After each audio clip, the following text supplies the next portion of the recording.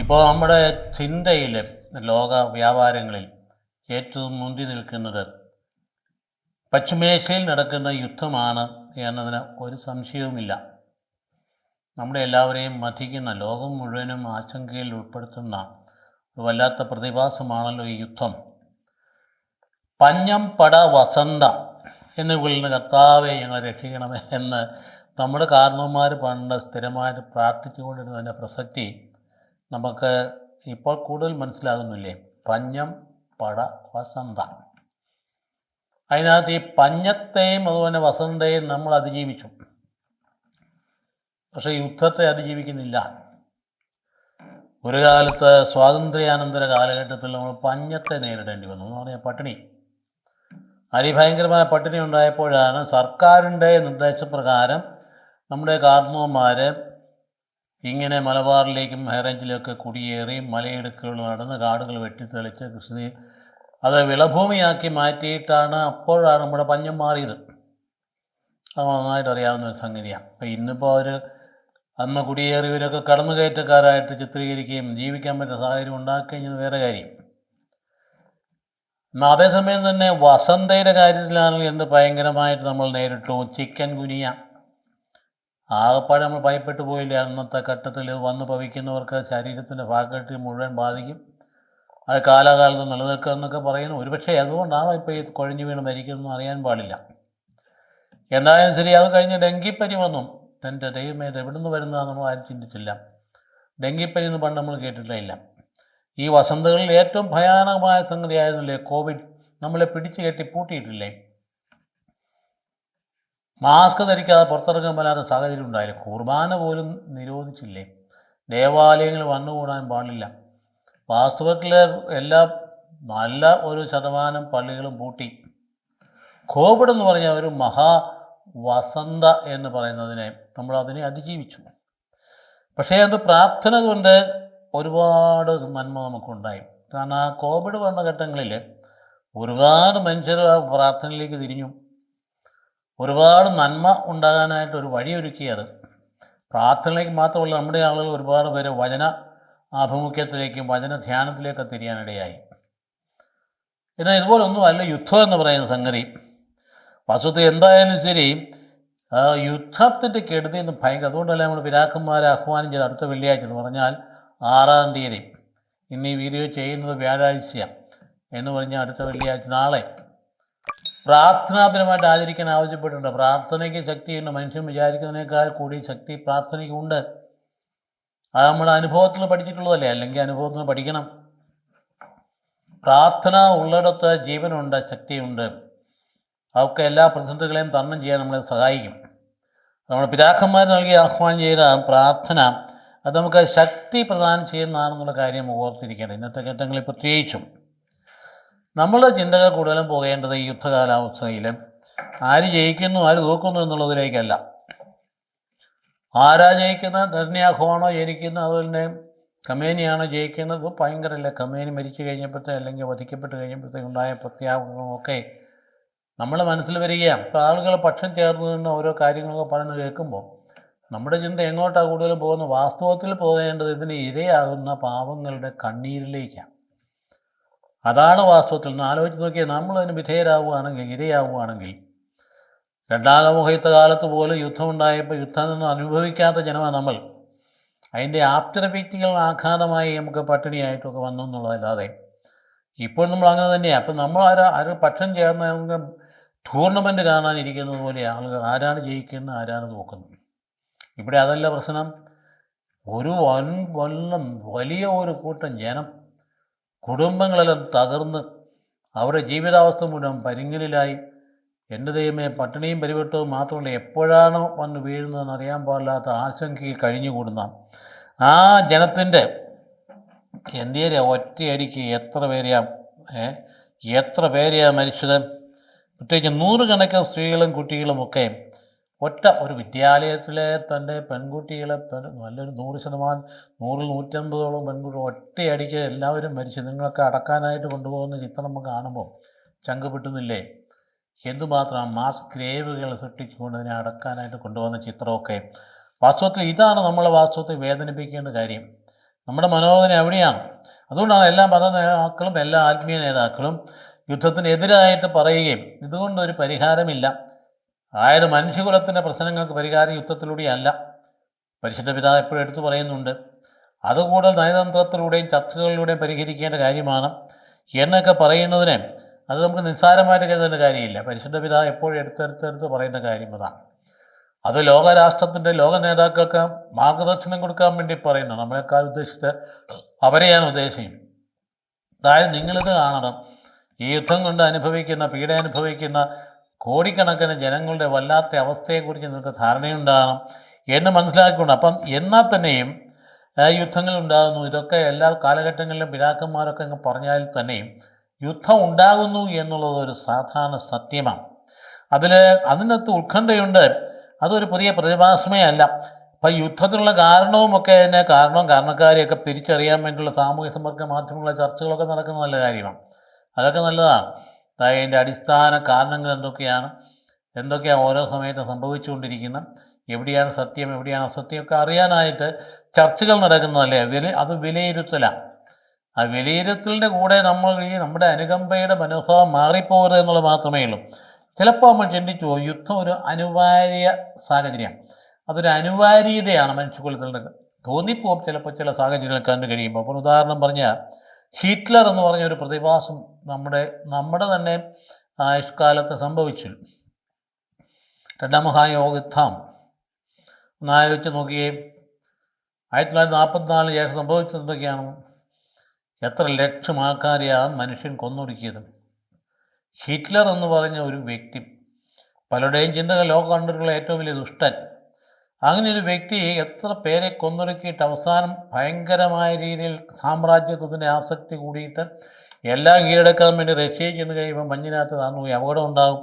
Napoleon സംഭവിച്ചതുകൊണ്ട് അപകടം ഉണ്ടാകുമെന്ന് മനസ്സിലാക്കി പഞ്ചശക്തികൾ അണിനിരന്നപ്പോൾ, യുദ്ധത്തിനായിട്ട് പഞ്ചശക്തി അണിനിരുന്ന യുദ്ധം ആരംഭിച്ചപ്പോൾ പരാജയഭീതിയിൽ അദ്ദേഹം ഭാര്യയുമായി ഒന്നിച്ചിരുന്നതുകൊണ്ട് അദ്ദേഹം ആത്മഹത്യ ചെയ്യുന്ന സാഹചര്യം ഉണ്ടായിട്ടില്ലേ?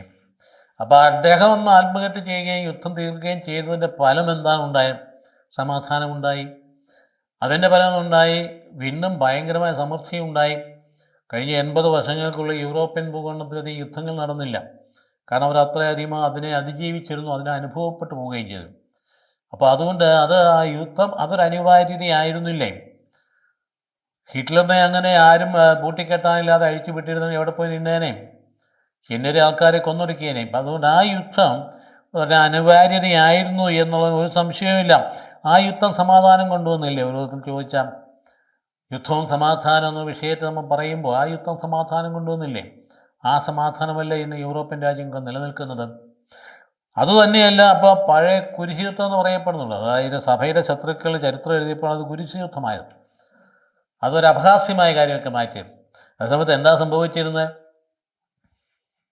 അന്നത് നടന്നില്ലായിരുന്നുവെങ്കിൽ ഇന്ന് യൂറോപ്യൻ രാജ്യങ്ങൾക്കൊക്കെ മറ്റൊരു മത ഭീകര സംഘടനകൾക്ക് വിധേയമാവുകയും ഇറാനിൽ നടക്കുന്ന പോലെ തന്നെ ആയിത്തീരുകയും വിദ്യാഭ്യാസങ്ങളൊക്കെ മുടക്കുകയും സ്ത്രീകളൊക്കെ വീട്ടിലിരിക്കുകയും എല്ലാ ഗവേഷണങ്ങളും എല്ലാ പുരോഗതി ഇല്ലാണ്ടാവുകയും പരിപൂർണമായിട്ടുള്ള തകർച്ചയിലേക്ക് പോവുകയും ചെയ്യുമായിരുന്നില്ലേ എന്ന കാര്യം ചിന്തിക്കുക. അപ്പം അങ്ങനെയാണെങ്കിൽ ആ കുരിശുത്വം എന്ന് പറയുന്ന സംഗതി അത് കഴിഞ്ഞുള്ള പുരോഗതി അത് ഒരു ഒക്ടോബർ 7 അവസാനിക്കുന്നത് ഓർക്കണം. അപ്പോൾ അന്ന് ഉണ്ടായിട്ടുള്ള ആ സംഭവ വികാസങ്ങൾ നമ്മൾ എങ്ങനെയാണ് വിലയിരുത്തുന്നത്? അപ്പോൾ അതുകൊണ്ട് യുദ്ധം ഒരു അനിവാര്യതയായിട്ട് കണക്കാക്കാവുന്നു. യുദ്ധത്തെ നമ്മൾ ഒരിക്കലും അംഗീകരിക്കുന്നില്ല. യുദ്ധത്തെ നമ്മൾ എപ്പോഴും അപലപിക്കും. കാരണം അതിലൂടെ മരിച്ചു വീഴുന്ന നിസ്സഹായരായ പാവങ്ങളാണ്. അതാണ് ആ കാര്യം, നമ്മൾ വിഷമിപ്പിക്കുന്ന കാര്യം അതാണ്.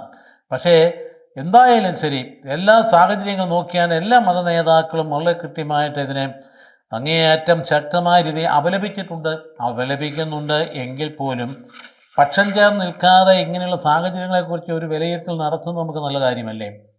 അതായത് ഖൊമേനി എന്ന് പറയുന്ന ആൾ മരിച്ചു കഴിഞ്ഞപ്പോൾ അല്ലെങ്കിൽ വധിക്കപ്പെട്ട് കഴിഞ്ഞപ്പോൾ അത്ര ആസൂത്രിതമായി വളരെ കൃത്യമായി അദ്ദേഹത്തിൻ്റെ ദിനചര്യ ശരിക്കും മനസ്സിലാക്കിയത് ഇന്ന സമയത്ത് എവിടെയായിരിക്കും എന്നൊക്കെ കൃത്യം കണക്ക് കൂട്ടിക്കൊണ്ട് ഈ തരത്തിലുള്ള ഒരു വധം നടക്കണമെന്നെങ്കിൽ ഇതുമാത്രം മാസങ്ങളെ ഒരുക്കത്തോടുകൂടിയാണ് നടന്നിരിക്കും.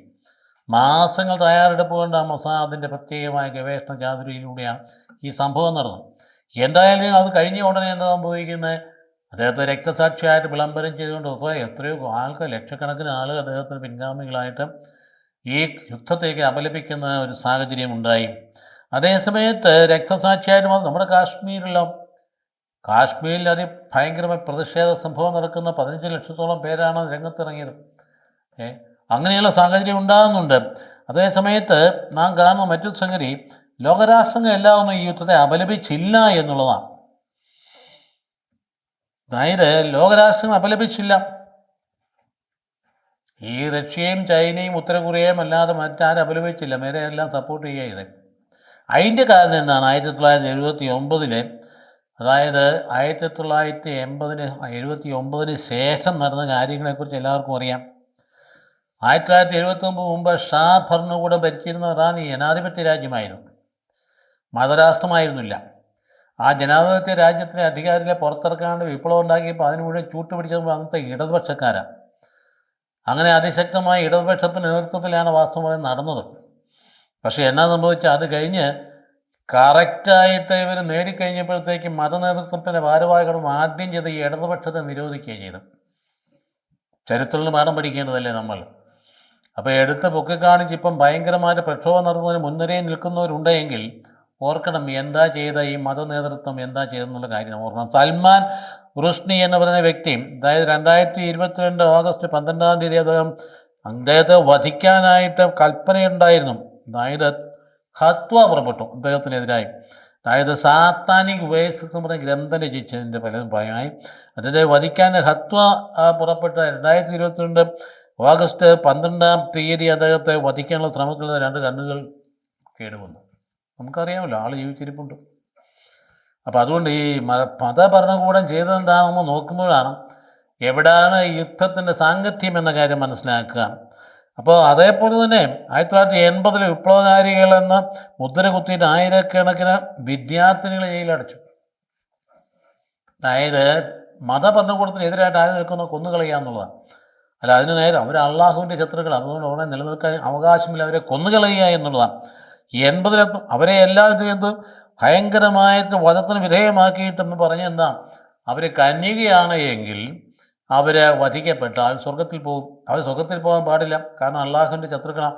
അതുകൊണ്ട് അവരെ വധിക്കുന്നതിന് മുമ്പ് അവിടുത്തെ കാവൽപ്പടന്മാർക്ക് ഉത്തരവ് കൊടുത്തു എല്ലാത്തിനും റേപ്പ് ചെയ്യാനായി. ആലോചിച്ച് നോക്കി, എന്തൊരു ക്ലേശകരവും മ്ലേച്ഛവുമായ എന്തൊരു സംസ്കാരമാണെന്ന് ആലോചിച്ച്. ഇത് നടന്ന കാര്യമല്ലേ? ആലോചിച്ച് നോക്കി, എത്ര ഭയങ്കരമായിരുന്നു. ഇപ്പോൾ റേപ്പ് ചെയ്യാനായിട്ട് കൽപ്പന വന്നു. അതുകൊണ്ട് എന്നായാലും അതിനുശേഷം അവരെ മാതാപിതാക്കളെ അടുത്ത് ചെയ്യേണ്ട മിഠായി പാത്രമായിട്ട് കൊണ്ടുവന്ന് അവരോട് പറഞ്ഞു, നിങ്ങളുടെ മകളെ ഇന്നലെ വിവാഹം നടന്നിരുന്നു, അതുകൊണ്ട് അതിൻ്റെ മിഠായിയാണ് കൊണ്ടുവന്നിരിക്കുന്നത്. അതൊരു ഭയങ്കര എന്തൊരു അപഹാസ്യമായ കാര്യമാണെന്ന് ആലോചിച്ചു. ഇത് നടന്ന കാര്യമല്ലേ? അതുപോലെ തന്നെ എന്തെല്ലാം സംഗതിയിലും, അതായത് തോക്കെടുത്ത പുരോഗമൻ, അതായത് രക്തസാക്ഷിയാണ് എന്ന് ഇങ്ങനെക്കുറിച്ച് പറയുമ്പോൾ തോക്കെടുത്ത പുരോഗമൻ എന്നാണ് ഖമേനിയെക്കുറിച്ച് ഒത്തിരി ആളുകൾ. 85 വയസ്സിലും അദ്ദേഹം എതിരാളികളെ വിറപ്പിച്ചുകൊണ്ട് കഴിഞ്ഞു കൂടിയേ. എതിരാളി അതുതന്നെ വളരെ നിർബന്ധമായിട്ട് ഹിജാബ് നടപ്പാക്കിയതല്ലേ അദ്ദേഹം.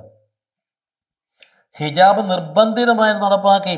അല്ലെങ്കിൽ എന്നിട്ട് അതിന് വേണ്ടിയിട്ട് മൊറാലിറ്റി പോലീസിനെ നിശ്ചയിച്ച ഒരു പ്രത്യേക വിഭാഗത്തെ ഇത് മാത്രം കണ്ടുപിടിച്ചുകൊണ്ട് അതിന് വിരോധമായിട്ട് പോകുന്നതിന് നേരെ തൂക്കിലേറ്റാനാണ്. ഒന്നീ തൂക്കിക്കൊള്ളുകയല്ല, വെടിവെച്ച് കൊല്ലുക. അതിഭയങ്കരമായ രീതിയിൽ മസാമിനി എന്ന് പറഞ്ഞ പെൺകുട്ടി, നമുക്ക് തന്നെ അറിയാം, അവൾക്ക് ഹിജാബ് ധരിക്കാഞ്ഞിട്ടൊന്നും ആയിരുന്നില്ലല്ലോ.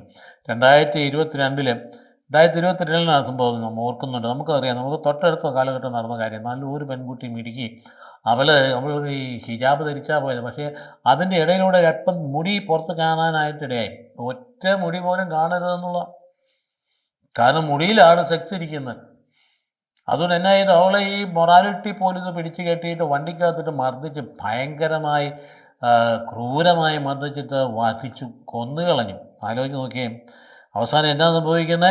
ഭയങ്കരമായ പ്രക്ഷോഭം ഉണ്ടായി അവിടെ ഇറാനും. വലിയ പ്രക്ഷോഭം ഉണ്ടായപ്പോൾ എത്രയാണ്, നിരനിരയായിട്ട് നിർത്തി പിടിച്ചിരുന്നതിനൊക്കെ എല്ലാം പ്രക്ഷോഭത്തിൻ്റെ രീതി നമുക്കറിയാമായിരുന്നു. ഹിജാബൊക്കെ വലിച്ചെറിഞ്ഞ് എന്നിട്ട് കയ്യിൽ സിഗരറ്റ് പിടിച്ചുകൊണ്ട് സിഗരറ്റ് കത്തിച്ച് ഈ പറയുന്ന ഭരണാധികാരിയുടെ പടം കത്തിച്ചു. അവരെല്ലാം നോട്ടിട്ടു, എല്ലാത്തിനെയും പിടിച്ചു, എല്ലാം നിരനിരയായിട്ട് നിർത്തി വെടിവെച്ച് കൊല്ലുകയായിരുന്നു. 50 ലക്ഷം പേരുകളെയാണ് കൊന്നുകളഞ്ഞു പറഞ്ഞത്. ഈ പറയുന്ന രക്തസാക്ഷിയാണെന്ന് പറയുന്ന ഈ ഖമേനി എന്ന് പറയുന്ന 50 ലക്ഷം പേരെ കൊന്നുകളഞ്ഞു എന്നാണ് പറയുക. അവ തന്നെയല്ല ആ കാലഘട്ടങ്ങളിൽ അവന്താ നിശ്ചയിച്ച സ്ത്രീകൾക്ക് വിദ്യാഭ്യാസം പാടില്ല, അവർ ഇംഗ്ലീഷ് പഠിക്കാൻ പാടില്ല, ന്യൂക്ലിയർ സയൻസോ കമ്പ്യൂട്ടർ സയൻസോ ഒന്നും പഠിക്കാൻ പാടില്ല, അവരുടെ കുടുംബം നോക്കിയാൽ മാത്രം മതി, അതൊന്നും സ്ത്രീകൾക്ക് പാടുള്ള കാര്യമല്ല, അല്ല സ്ത്രീകളെ നശിപ്പിക്കും. ഇതൊക്കെ സയനിസ്റ്റ് ഗൂഢാലോചന ഫലമാണ് ഈ വിദ്യാഭ്യാസം എന്നാണ്. സയനിസം നമുക്കറിയാമല്ലോ, അതായത് അത് ഭയങ്കരമായിട്ട് യഹൂദ വിഭാഗത്തിൽ രൂപം കൊണ്ടുപോകുന്ന ഒരു പ്രസ്ഥാനമാണ്. അവരവരുടെ രാജ്യം വീണ്ടെടുക്കാൻ വേണ്ടി രൂപപ്പെടുത്തി കൊണ്ടുവന്നതാണ് സയനിസ്റ്റ് പ്രസ്ഥാനം. അവരുടെ ഗൂഢാലോചനയുടെ ഫലമാണ് വിദ്യാഭ്യാസം കൊടുക്കുന്നതെന്ന് പഠിപ്പിച്ച എന്നെ അതുകൊണ്ട് ലിംഗസമത്വം എന്ന് പറയുന്നതൊന്നും ഇല്ല. അത് എന്നതെല്ലാം അതുകൊണ്ട് വിവാഹപ്രായം 13 മാറ്റി. അതാ പെൺകുട്ടികൾ 13 ആൺകുട്ടികൾ 15. അപ്പോൾ അതുകൊണ്ട് ഇപ്പോൾ ഉള്ള പ്രധാനപ്പെട്ട പ്രശ്നം എന്ന് പറയുന്നത് എന്തുകൊണ്ടാണ്, അന്നത്തെ കാലഘട്ടത്തിലുണ്ടോ 90 ലക്ഷം. അതുപോലെ നമുക്ക് മനസ്സിലാക്കണം, ഇത്രയും ആൾക്കാരെ കൊന്നു കളഞ്ഞെന്ന് പറയുമ്പോൾ ഓരോ രാജ്യങ്ങളും ഒരുപക്ഷെ അപലപിക്കാത്ത രാജ്യങ്ങളുണ്ട്, അപലപിച്ച രാജ്യങ്ങളുണ്ട്. അപലപിച്ച റഷ്യ, ചൈന, ഉത്തര കൊറിയ. ഇന്ത്യ എന്താ പറഞ്ഞാൽ, ഇന്ത്യ ഇപ്പം സമാധാനത്തോടെ നിലനിൽക്കുന്നു, സുസ്ഥിരതയ്ക്ക് വേണ്ടി നിലനിൽക്കുന്നു. കാരണം എന്നാ 96 ലക്ഷം പേരാണ്, അതായത് ഈ പറയുന്ന ആ പശ്ചിമേഷ്യൻ രാജ്യങ്ങൾ ഇന്ത്യക്കാർ ജോലി ചെയ്യുന്നത്. ചുമ്മാ ഒന്ന് വാവിട്ട് തോന്നിയ പോലെയൊന്നും ഒരു അധികാരിക്ക് പറയാൻ പറ്റില്ല, ആർക്കും എതിരായിട്ടും പറയാൻ പറ്റില്ല. നയതന്ത്രപരമായിട്ട് പറയുന്ന കാര്യങ്ങളാണ്. അതിൽ 40 ലക്ഷം പേര് UAE-യിലാണ്, 3000 പേർ ഇറാനിലുണ്ട്. അതിൽ 1000 പേരോളം ഈ പറഞ്ഞ സംഘർഷ സ്ഥലത്ത് തന്നെയാണ്. അപ്പോൾ അങ്ങനെയുള്ള സാഹചര്യങ്ങളാണ് നമ്മൾ മനസ്സിലാക്കിയത്. അത് ഒരു ഭീകര പ്രസ്ഥാനം, ലോകത്തെ ഭീകര പ്രസ്ഥാനമായി രൂപപ്പെടുത്തിയിട്ടില്ലേ. അപ്പോൾ ആ പ്രസ്ഥാനങ്ങൾ മുഴുവൻ അതിനെല്ലാം താങ്ങായി നിന്ന ഒരു രാജ്യമാണ് ഇറാൻ എന്ന് പറയും. എത്ര മനോഹരമായ രാജ്യം നമുക്കറിയാം, എത്ര സുന്ദരമായ രാജ്യം, തന്നെയല്ല ആളുകൾ എന്തോ സൗന്ദര്യമുള്ളവരാണ്. ഈ കാണുന്ന പ്രസ്ഥാനങ്ങൾക്കെല്ലാം എന്തൊക്കെയാണ്, ഹമാസ്, ഹിസ്ബുള്ള, ഹൂരി, ഇവരെയൊക്കെ പ്രോക്സിയായിട്ട് നിർത്തിക്കൊണ്ടുള്ള കളിയിലേക്ക് കണ്ടുകൊണ്ടിരുന്നത് മുഴുവൻ പ്രോക്സിയായിട്ട് നിർത്തിക്കൊണ്ടുള്ള കളികൾ. അവർക്കൊക്കെ എതിരായിട്ട് ഭയങ്കരമായ, അവർക്ക് അനുകൂലമായിട്ട് ഇവിടെ പ്രക്ഷോഭം ഉണ്ടാക്കുക എന്ന് പറയുന്നാലും വാസ്തവത്തിൽ നമ്മൾ അവരോട് ചേരുക എന്നുള്ളതിൻ്റെ അർത്ഥം എന്താ ഇന്നിപ്പോൾ അധികം പറയുന്നില്ല. ആദ്യമൊക്കെ ഭയങ്കരമായിരുന്നല്ലോ, ഒക്കെ നാളെ പണ്ട് ഇങ്ങനെ വലിയ ഭയങ്കര പ്രക്ഷോഭമൊക്കെ നടത്തിയ ആൾക്കാർ ഇപ്പം പാലും ചുരുട്ടി. കാരണം എന്താ സംഭവിക്കുന്നത്, അവരെയും പിടിച്ചിട്ടുണ്ട്. അപ്പോൾ അതുകൊണ്ട് ഇസ്ലാമിക് രാജ്യങ്ങളെ തന്നെ നേരെ തിരിച്ചടിക്കാനുണ്ട്. അപ്പോൾ അവരെന്നാ പറഞ്ഞാൽ, സൗദി അറേബ്യ ഞങ്ങൾ നിർത്തിയില്ല എങ്കിൽ ഈ കാരണം 12 രാജ്യങ്ങളിലേക്ക് മിസൈൽ അയച്ചു. ഏത് രാജ്യങ്ങളിലേക്കാണ്, ഇസ്ലാമിക് രാജ്യങ്ങളിലേക്ക്. അപ്പോൾ എന്നാ സംഭവിക്കുന്നത്, സൗദി അറേബ്യ പറഞ്ഞു ഇത് നിർത്തിയില്ലെങ്കിൽ ഞങ്ങൾ US-ൻ്റെ കൂടെ കൂടുമെന്ന് പറഞ്ഞു. അപ്പോൾ അതുകൊണ്ട് മനസ്സിലാക്കട്ടെ, ബ്രിട്ടൻ അതുപോലെ തന്നെ, ബ്രിട്ടനാണല്ലോ ഈ പറഞ്ഞ സൈപ്രസ് എന്ന് പറഞ്ഞ പ്രദേശം ബ്രിട്ടൻ്റെ സൈന്യ സംവിധാനമുള്ള സ്ഥലമാണ്. സൈപ്രസിലെ യൂറോപ്പിലേക്ക് അവിടെ വരെയും മിസൈൽ അയച്ച് ആക്രമണം നടത്തി. അപ്പോൾ അതുകൊണ്ട് എങ്ങനെ വന്നാലും യൂതനാണോ അവനെ കൊല്ലണം, ഇങ്ങനെയൊരു പ്രത്യയശാസ്ത്രം നിലനിർത്താൻ പറ്റുമോ, യൂതനാണോ അവനെ കൊന്നിരിക്കണം. അതുകൊണ്ടാണ് ഈ പ്രഖ്യാപന നയത്തിൻ്റെ റിസൾട്ടാണ് ഈ കാണുന്നതൊക്കെ, അവനെ കൊല്ലണം. ഓസ്ട്രേലിയയിലെ യൂതന്മാർ 16 പേര്, അവർ മതപരമായ ചടങ്ങ് നടക്കുന്നതിനിടയിൽ ഒരപ്പനും മകനും കൂടി ചെന്ന് അവരെല്ലാവരും വെടിവെച്ച് കൊന്നു. പാകിസ്ഥാനിലുള്ളവരാണെന്ന് പറയുന്നത്, എല്ലാത്തിനെയും വെടിവെച്ച് കൊന്നു. അപ്പോൾ അതുകൊണ്ട് വളരെ പ്രധാനപ്പെട്ട കാര്യം ഇതാണ്, ഈ ഹോർമോസ് കടലിടുക്ക് മുഴുവൻ ഇപ്പം പൂട്ടിയിരിക്കാം. അത് ഇറാൻ്റെ കയ്യിലാണെന്ന് അവർ അവകാശപ്പെടുന്നു. ഏതാ ഹോർമോസ് കടലിടുക്ക് എന്ന് പറയുന്നത്, അത് പറയുന്നത് വളരെ ഒമാനും ഇറാനും ഇടയിലുള്ള ഇടുങ്ങിയ ജലപാതയാണ് ഈ ഹോർമോസ് കടലിടുക്ക് എന്ന് പറയാം. അതിലൂടെ കപ്പലുകൾ എന്തുമാത്രം ഇപ്പോൾ കെട്ടിക്കിടക്കുന്ന പൂട്ടിയിട്ടിരിക്കാം. ആലോചിച്ച് നോക്കി, എന്തുമാത്രം സാമ്പത്തിക ക്ഷയമാണ് മറ്റ് രാജ്യങ്ങൾക്ക് വരുന്നത്. നമ്മുടെ തന്നെ കപ്പലുകൾ ഒരുപാടെണ്ണം അവിടെ കിടപ്പുണ്ട്. ഇതെല്ലാം വ്യവസായത്തെ ബാധിക്കും, നികുതി ഭയങ്കരമായിട്ട് കൂടും, വില ഭയങ്കരമായിട്ട് കൂടും, മനുഷ്യജീവിതത്തിൽ ഭയങ്കരമായ വിഷമതകൾ ഉണ്ടാകും.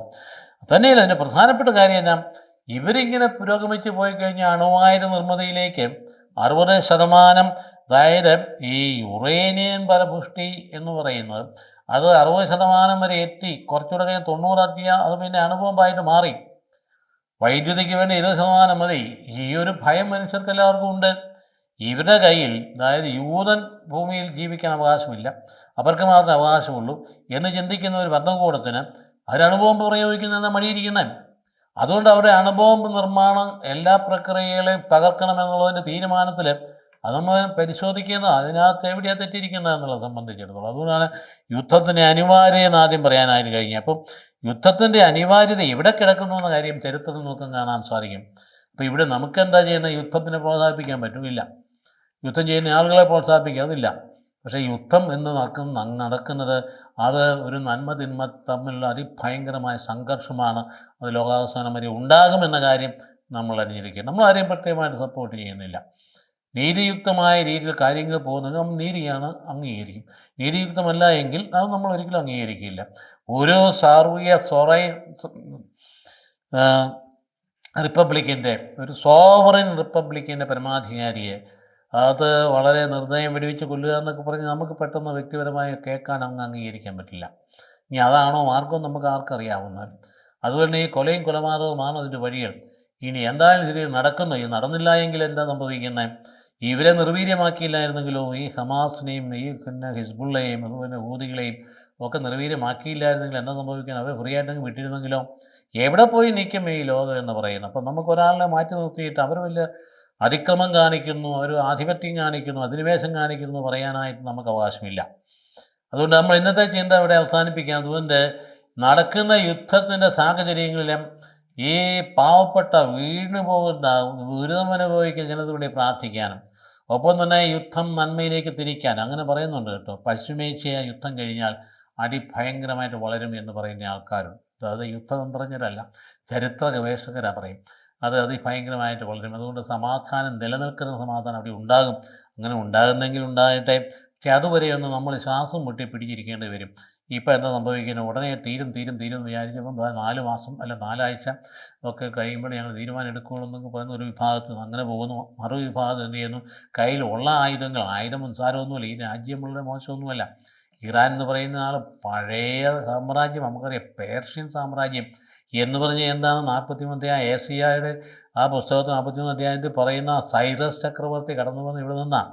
പേർഷ്യയിൽ നിന്ന് വന്ന രാജാവാണ് ഈ ബാബിലോണിയൻ ചക്രവർത്തിയെ തോൽപ്പിച്ചതിന് ശേഷം, അദ്ദേഹത്തെ തകർത്തതിന് ശേഷം ഇസ്രായേൽ ജനത്തിന് തിരിച്ചു പോയി അവിടെ പോയി ദേവാലയം വന്നോളാൻ പറഞ്ഞത് പേർഷ്യൻ രാജാവാണ്.